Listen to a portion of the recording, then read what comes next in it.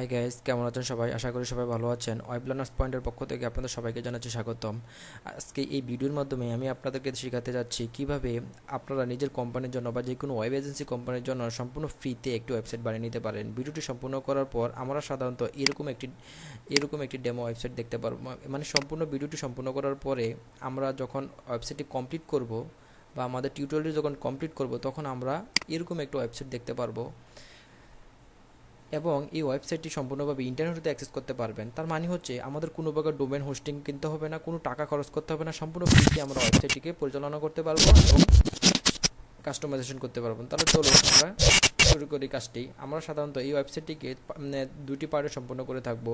দুটি পার্টের মধ্যে প্রথম পার্টে আমরা দেখব কিভাবে ওয়েবসাইটটিকে লঞ্চ করতে হয়। তার মানে হচ্ছে এই ওয়েবসাইটটিকে ইন্টারনেটে কিভাবে লাইভে নিয়ে আসতে হয়। ওয়েবসাইটটিকে লাইভে নিয়ে আসার জন্য আমরা সাধারণত 3টি স্টেপ ফলো করব।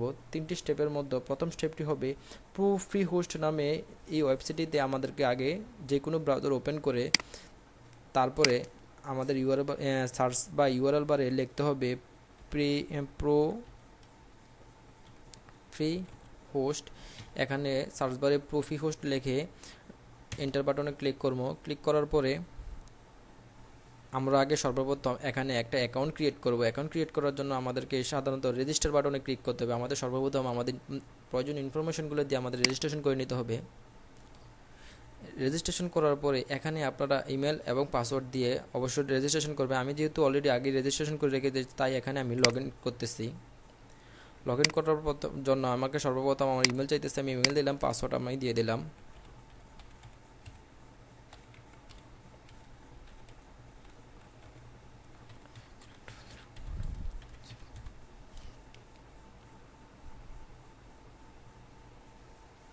হ্যাঁ, আমি অলরেডি লগ ইন হয়ে গেছি। লগ ইন হওয়ার পরে আমাদেরকে এখানে ক্রিয়েট নিউ অ্যাকাউন্ট এই বাটনটাতে ক্লিক করতে হবে। ক্লিক করার পর আমাদের পছন্দ মতো আমাদের ডোমেন সার্চ করতে হবে। এখন আমি একটু বলে নেই এই ডোমেন বলতে কি বোঝায়। এই ডোমেন হচ্ছে আমরা যখন ইউআরএল বা সার্চ বারে যেয়ে কোনো একটা ওয়েবসাইটে ঢোকার জন্য যেই অ্যাড্রেসটা লিখি সেটা হচ্ছে আমাদের ডোমেন। তার মানে হচ্ছে আমরা যখন ইউটিউবে ঢুকতে চাই তখন আমরা লিখি youtube.com, তখন এই youtube.comটাই হচ্ছে আমাদের ডোমেন। এখন চলুন আমরা একটা নিজের মতো করে বা নিজের পছন্দ মতো আমরা একটা ডোমেন চুজ করে ফেলি। এখন আমি এখানে চুজ করতেছি ওয়েব।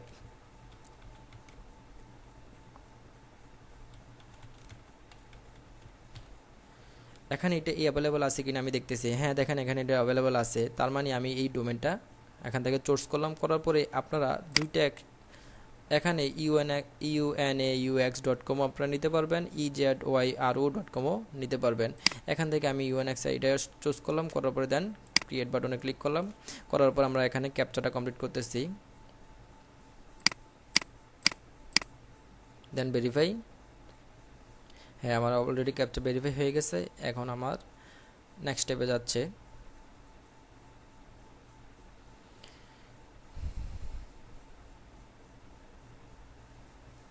আমাদের ডোমেনটি কমপ্লিট হচ্ছে। তারপর আমাদেরকে এই ম্যানেজ বাটনে ক্লিক করতে হবে।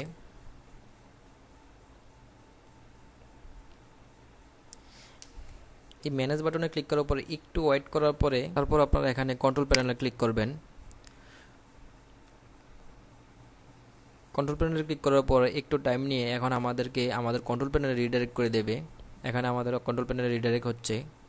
এখান থেকে আপনারা একটা মেসেজ পড়বেন। মেসেজ পড়ার পরে আই অ্যাপ্রুভ বাটনে ক্লিক করবেন। তারপর আমাদের কন্ট্রোল প্যানেলে রিডাইরেক্ট করে দিচ্ছে।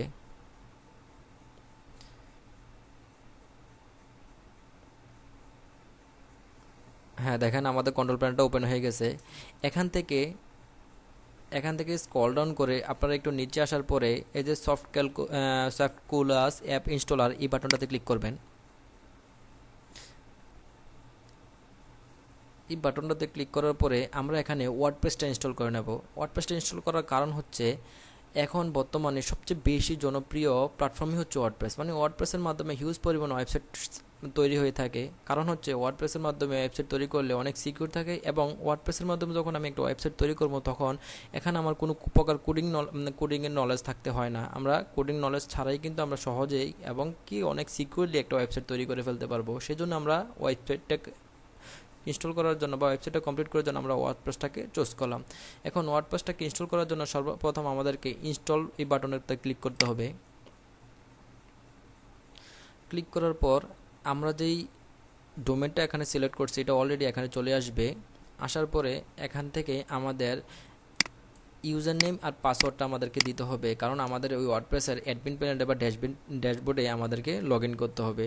এখানে আমি ইউজার নেম হিসেবে অ্যাডমিন দিয়ে দিলাম এবং পাসওয়ার্ড হিসেবে এখানে পাসওয়ার্ড দিয়ে দিলাম। দেওয়ার পরে তারপরে এখান থেকে একটু স্ক্রল ডাউন করে নিচে আসার পরে ইনস্টল বাটনে ক্লিক করলাম। আমাদের ওয়ার্ডপ্রেসটা ইনস্টল হচ্ছে।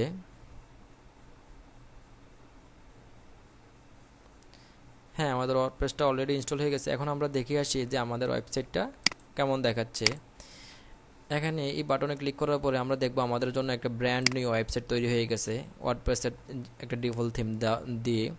এখন এটা হচ্ছে আমাদের প্রথম স্টেপ। দ্বিতীয় স্টেপে দেখব আমরা এই ওয়েবসাইটটাকে কিভাবে সম্পূর্ণভাবে নিজের চুজ করা থিমের মাধ্যমে বা নিজের চুজ করা ডিজাইনের মাধ্যমে সম্পূর্ণভাবে এটাকে কাস্টমাইজ করতে পারি একটা ওয়েব এজেন্সি ওয়েবসাইটের জন্য। তো চলুন শুরু করা যাক। দ্বিতীয় স্টেপে আমরা এখন যাচ্ছি। দ্বিতীয় স্টেপে যাওয়ার জন্য আমাদেরকে সর্বপ্রথম আমাদের অ্যাডমিন প্যানেলে বা ড্যাশবোর্ডে ওয়ার্ডপ্রেসের ড্যাশবোর্ডে আমাদেরকে লগ ইন করতে হবে। ড্যাশবোর্ডে লগ ইন করার জন্য আপনারা ইউআরএল বারের যে আমাদের ডোমেন যে নামটা আমরা সিলেক্ট করছি এটার পরে স্ল্যাশ দিয়ে wp অ্যাডমিন লিখবেন, দেন এন্টার। দেওয়ার পর আমরা যে ইউজার নেম আরেকটু আগে দিয়েছিলাম এই ইউজার নেম আর পাসওয়ার্ডটা আমরা এখান থেকে দিয়ে দেব। দেখেন আমাদের ড্যাশবোর্ডে আমরা চলে আসলাম।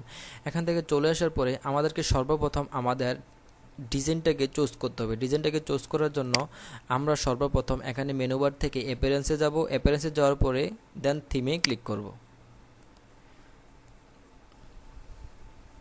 থিমে ক্লিক করার পরে এখানে উপরে অ্যাড নিউ বাটনে ক্লিক করব।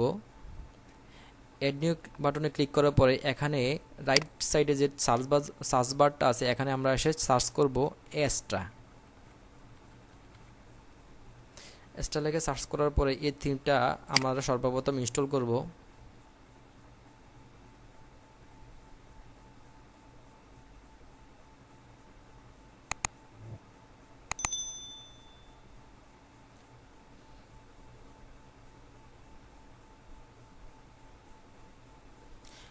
হ্যাঁ, ইনস্টল করার পরে তারপর আমরা অ্যাক্টিভ বাটনে ক্লিক করব। অ্যাক্টিভ হওয়ার পরে আমাদের এই ডিজাইনটাকে চুজ করার জন্য আমরা এখানে উপরে গেট স্টার্টেড বাটনটাতে ক্লিক করব।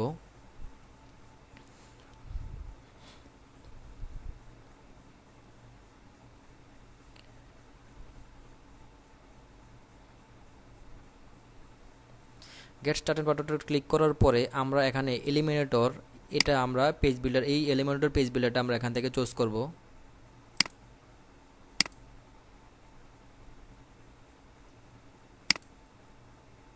তারপর আমাদেরকে এখানে নিয়ে আসবে। এখানে আসার পরে আমরা সার্চ দেব ডিজিটাল ওয়েব এজেন্সি নামে ডিজিটাল এজেন্সি। আমাদের এই থিমটাতে আমরা ক্লিক করব বা এই ডিজাইনটাতে আমরা ক্লিক করব। করার পরে আমাদের এখানে ইনপুট কমপ্লিট সাইট এই বাটনটাতে আমরা ক্লিক করব। তার মানে হচ্ছে আমরা এই ডেমো কন্টেন্টটা আমরা এখান থেকে ইনপুট করে নেব, দেন ইম্পোর্ট। এখানে আমাদের ডেমো কন্টেন্টগুলো ইম্পোর্ট হচ্ছে।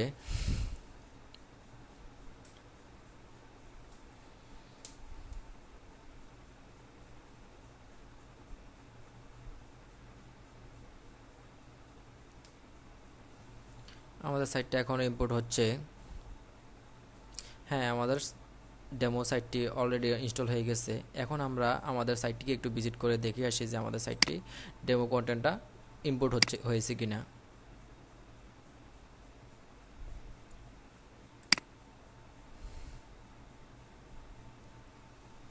হ্যাঁ, এখানে আমাদের সম্পূর্ণভাবে আমাদের ডেমো সাইটটি ইম্পোর্ট হয়ে গেছে। এখন আমরা পরবর্তীতে দেখব কিভাবে এই ওয়েবসাইটটা সম্পূর্ণভাবে কাস্টমাইজেশন করতে পারি। তার মানে হচ্ছে ওয়েবসাইটের লোগোটা কিভাবে চেঞ্জ করতে পারি, আমাদের এই মেনু বারটা বা নেভিগেশন বারটা কিভাবে চেঞ্জ করতে পারি, এই ইমেজটা কিভাবে চেঞ্জ করতে পারি, এবং কি এই লেখাগুলা প্রত্যেকটা কন্টেন্ট, এখানে যতগুলো কন্টেন্ট আছে আমরা একটু স্ক্রল ডাউন করে নিচে আসি, প্রত্যেকটা কন্টেন্ট কিন্তু এখান থেকে আমরা চেঞ্জ করে দেখাবো কিভাবে এগুলো চেঞ্জ করতে হয় খুব সহজেই। তো চলুন আমরা এটা কাস্টমাইজেশন করা শুরু করি। এখন কাস্টমাইজেশন করা শুরু করতে আমাদের সর্বপ্রথম উপরে এই যে এডিট উইথ এলিমেন্টর পেজ বিল্ডারটা আছে, এটাতে ক্লিক করতে হবে। এটাতে ক্লিক করার পরে আমাদের এলিমেন্টর পেজ বিল্ডারটা লোড হচ্ছে।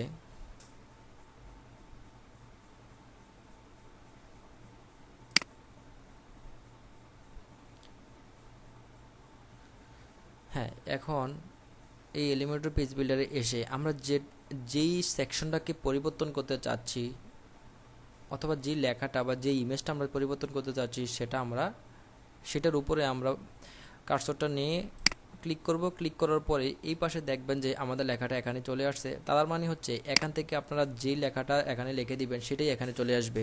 যেমন আমি লিখে দিচ্ছি ওয়েলকাম টু মাই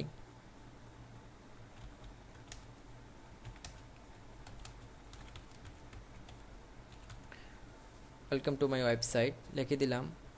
লেখার পরে তারপরে আমরা এটাকে চেঞ্জ করব। এটাকে চেঞ্জ করার জন্য এটার উপর ক্লিক করব। ক্লিক করার পরে এখান থেকে এটাকে লিখে এখান থেকে এখান থেকে আপনারা এটাকেও চেঞ্জ করতে পারেন। তো এটা আমি যেভাবে সেভাবে রেখে দিলাম। এই লেখাটাকে আপনি ক্লিক করে এই লেখাটাও আপনি চেঞ্জ করে নিতে পারবেন। তো চেঞ্জ করার পরে সব কিছু লেখার পরে আপনি এখানে আপডেট বাটনে ক্লিক করবেন। আপডেট হচ্ছে।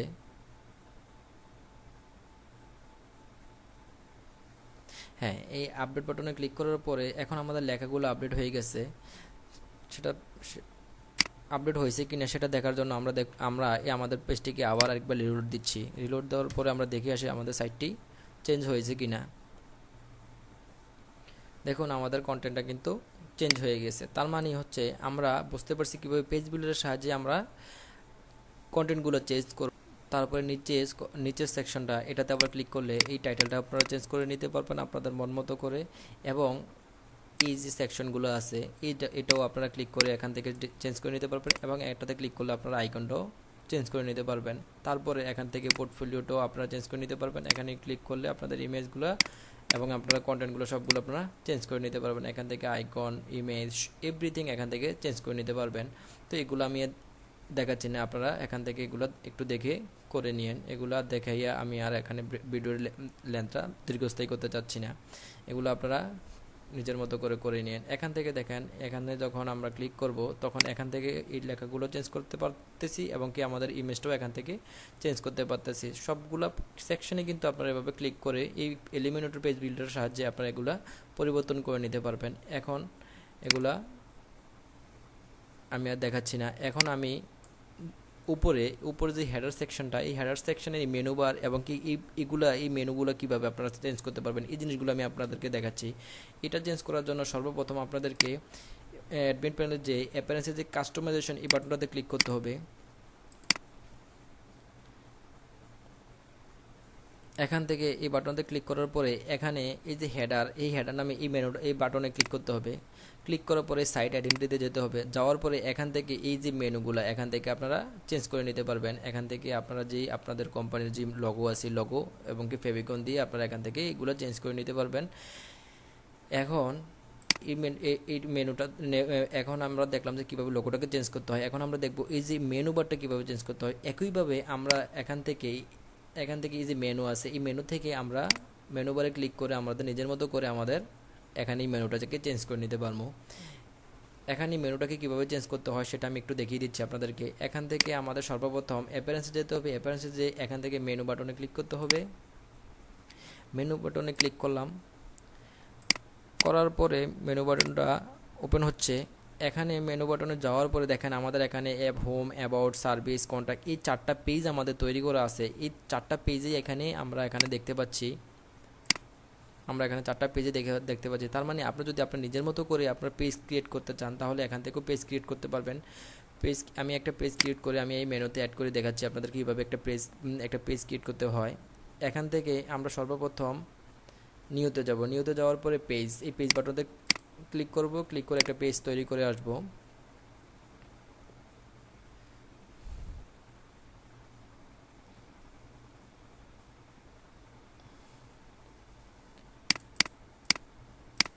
আসার পরে আপনারা এখানে আপনাদের পেজের নামটা দিয়ে দিবেন। আমি দিলাম আওয়ার সার্ভিসেস।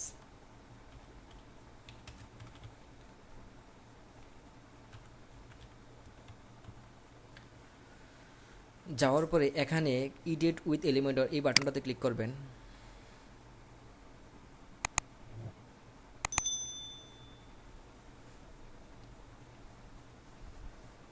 আমাদের এলিমেন্টরটি আবার লোডিং হচ্ছে। করার পরে আমরা দেখেন এখান থেকে আমরা ড্রাগ এন্ড ড্রপ করে এই যে লেফট পাশে যেই অপশনগুলো আছে এখান থেকে আমরা ড্রাগ এন্ড ড্রপ করে এখানে এনে আমরা পেজটা ক্রিয়েট করতে পারি। তার মানে হচ্ছে আমাদের সার্ভিস পেজটা যেটা হবে, সার্ভিস বাটনে ক্লিক করার পরে আবার সার্ভিস পেজে ক্লিক করার পরে আমাদের পেজটা কীরকম দেখাবে বা পেজটার মধ্যে কী কী কন্টেন্ট থাকবে সেটা আমাদের এখান থেকে তৈরি করতে পারবো। এখান থেকে দেখেন আমরা রাইট সাইডে যে এলিমেন্টগুলো আছে এখান থেকে আমরা যদি চাই যে হেডিংটা নেব, হেডিংটা নেওয়ার পরে এখানে ড্রাগ এন্ড ড্রপ করে এখান থেকে হেডিংটা ছেড়ে দিলেই আমাদের এখানে হেডিং চলে আসবে। তারপরে এখান থেকে আমরা ইমেজ চুজ করে ইমেজটাকে এখানে এনে ড্রাগ এন্ড ড্রপ করে দিলেই ইমেজটা চলে আসবে। এটা হচ্ছে প্রথম পদ্ধতির সাহায্যে। দ্বিতীয় পদ্ধতির সাহায্যে হচ্ছে আমরা যদি কোনো একটা ডিফল্ট পেজ বা ডিফল্ট ডিজাইন বা যে কোনো আমাদের মন মতো একটা ডিজাইন চুজ করতে চাই তাহলে আমাদের এই বাটনটা ক্লিক করতে হবে। ক্লিক করার পরে এখান থেকে আমাদের ডিজাইনটা চুজ করতে হবে যে পেজের ডিজাইনটা কেমন হবে। এখান থেকে আমাদের এই যে ধরেন এই যে পেজটা আমরা চাচ্ছি যে আমাদের সার্ভিস পেজটা এরকম দেখাবে। সার্ভিস বাটনে যখন কেউ ক্লিক করবে তখন আমাদের সার্ভিস পেজটা এরকম দেখাবে। সেটা করার জন্য আমাদেরকে ইনসার্ট বাটন ক্লিক করতে হবে, দেন গেট স্টার্টেড।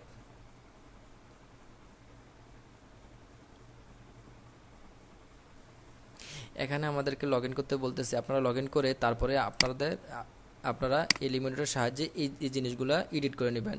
আমি অবশ্যই এর আগেই আপনাদেরকে দেখিয়ে দিয়েছি কীভাবে এলিমেন্টরের সাহায্যে একটা পেজ তৈরি করতে হয় বা পেজটাকে কীভাবে পেজের কন্টেন্টগুলো কীভাবে চেঞ্জ করতে হয়।